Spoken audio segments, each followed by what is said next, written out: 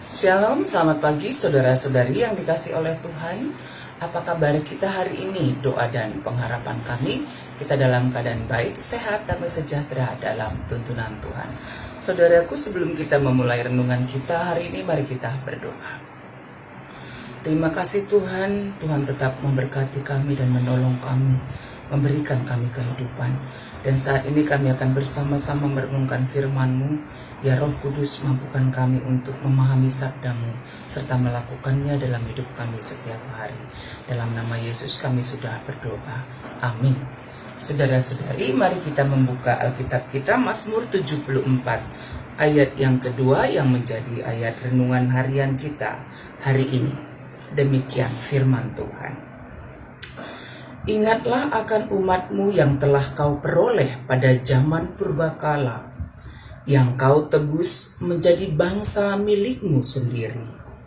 Ingatlah akan gunung Sion yang Engkau diami. Sedemikian firman Tuhan, Mazmur 74 ayat yang kedua, dengan topik renungan harian kita hari ini, mengingat Tuhan dalam segala hal. Saudara-saudari yang dikasihi oleh Tuhan kita Yesus Kristus, pemazmur dalam Mazmur 74 ini memperlihatkan kepada kita, jikalau kita melihat dari bagian pertama dari Mazmur 74 ini, pemazmur sedang ada dalam penderitaan, kesusahan yang sedang ia alami. Sehingga dalam ayat yang pertama dikatakan, "Mengapa ya Allah Kau buang kami untuk seterusnya? Mengapa menyala murka-Mu terhadap kambing domba gembalaanmu?"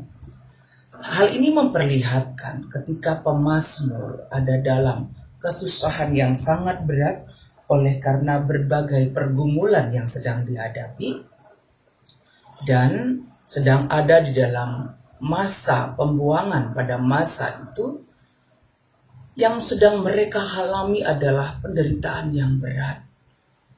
Apakah hanya meratap saja yang mereka lakukan ketika kesusahan, penderitaan sedang dialami? Ternyata mereka tetap mengingat Tuhan. Ingatlah akan umat-Mu yang telah Kau peroleh pada zaman purba. Ini memperlihatkan kepada kita bahwa pemazmur tetap mengingat Tuhan dalam penderitaannya. Mazmur 74 ayat yang kedua memberikan pengajaran kepada kita, mengingatkan kita yang pertama bahwa pemazmur mengalami penderitaan. Yang kedua, pemazmur tetap mengingat karya Allah pada masa lalu kehidupannya. Yang ketiga, pemazmur memohon agar Tuhan tetap mengingat perjanjiannya dengan umatnya. Ketiga hal inilah yang menuntun pemazmur ketika masa penderitaannya, masa-masa sulit yang dia hadapi, dia tetap datang kepada Tuhan. Dia tetap mengingat karya Tuhan dalam hidupnya, dan dia imani akan janji Tuhan yang tidak pernah meninggalkan umatnya yang datang kepadanya. Saudara-saudari, pada masa sekarang ini mungkin banyak juga pergumulan yang kita hadapi, penderitaan yang berat yang kita alami dalam kehidupan kami setiap hari. Pengajaran yang disampaikan oleh Mazmur dalam Mazmur 74 ayat yang kedua ini mengingatkan kita bahwa realitas tantangan hidup, pergumulan, penderitaan itu pasti kita hadapi. Kristus juga sudah menjalaninya. Jalan penderitaan yang harus dia jalani adalah untuk menyelamatkan manusia. Sebagai orang yang percaya, kita juga akan menghadapi berbagai penderitaan, tantangan hidup. Tetapi tetaplah seperti pemazmur yang datang kepada Tuhan. Tetap mengingat kalau dulu Tuhan juga menolong kita, memberkati kita, menguatkan kita. Sekarang dan di masa depan juga Dia adalah Allah yang menjadi penolong kita, tidak pernah meninggalkan kita sendirian. Dan tetaplah ingat janji penyertaan Tuhan dalam hidup kita. Saudara-saudari yang dikasihi oleh Tuhan, tantangan apapun itu yang kita hadapi dalam mempertahankan iman, apakah dalam pekerjaan, dalam peribadahan kita, di tengah-tengah keluarga kita, mari tetap mengandalkan Tuhan dan mengingat Tuhan dalam segala keadaan, sehingga membuat kita tidak jauh dari Tuhan. Jalan keluar yang kita cari adalah di dalam Tuhan, bukan dengan kehebatan kita, bukan dengan kekuatan kita. Ya, dan Tuhan pasti menolong kita, menguatkan kita dalam menghadapi setiap penderitaan yang kita hadapi. Mari kita berdoa. Terima kasih Tuhan atas firman-Mu yang sudah kami dengarkan bersama-sama, bahwa Tuhan tetap menolong kami, menguatkan kami dalam menghadapi berbagai penderitaan hidup yang kami hadapi.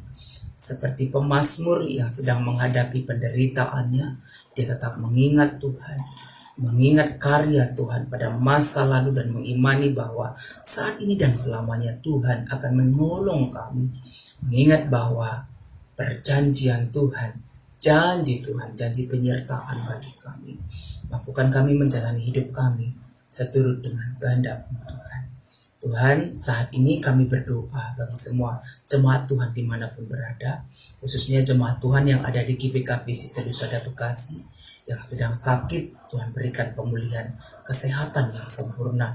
Yang sedang dirawat di rumah sakit, kami percaya Tuhan pulihkan. Yang kami kasihi ya Tuhan, kakak kami Nande Kipa, Nande Gidi, anak kami Olan dan Clara, kami percaya bahwa di dalam Tuhan ada kesembuhan dan kekuatan. Pulihkanlah ya Tuhan. Masa depan anak-anak kami yang sedang studi, kami tetap serahkan dalam tuntunan Tuhan. Yang sedang mencari tempat untuk bisa melanjutkan studi ke universitas, mampukan mereka mempersiapkan diri dengan baik. Yang mau memasuki tes demi tes sekolah kepolisian, kami terus mendoakan anak kami Adriel, Ari, Indo, Kiel. Tuhan berkati mereka dalam segala persiapan mereka. Pengharapan kami mereka boleh mendapatkan apa yang mereka raih di dalam Tuhan. Tuhan berkati jemaat Sitelusada dalam usaha pekerjaan, dalam kehidupan setiap hari. Terlebih dalam rangkaian Paskah yang akan kami jalani gereja-gereja Tuhan. Biarlah damai sejahtera Kristus memberkati sehingga boleh berjalan dengan baik. Engkau melihat kondisi bangsa dan negara kami, banyak demo yang terjadi. Biarlah Tuhan memberikan hikmat pengertian yang baik bagi setiap warga negara Indonesia dalam menyampaikan aspirasinya, sehingga meskipun demo itu berjalan, biarlah dalam damai sejahtera Tuhan. Pengharapan kami bahwa ke depan kami semakin baik dalam menyampaikan aspirasi kami kepada pemerintah. Berkati pemerintah kami juga agar membawa negara kami ini ke dalam kesejahteraan, kedamaian. Terima kasih Tuhan, kami akan menjalani hidup kami hari ini dalam tuntunan.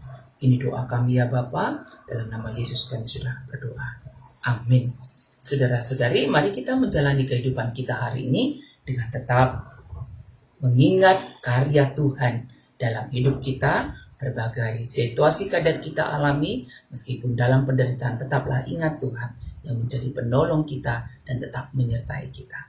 Dan ketika kita beraktivitas hari ini harus keluar rumah, jangan lupa pakai masker, atur jarak, rajin mencuci tangan, hindari kerumunan banyak orang, tetap berdoa, tetap bersukacita. Kita percaya Tuhan menyertai kita, Tuhan memberkati kita semuanya.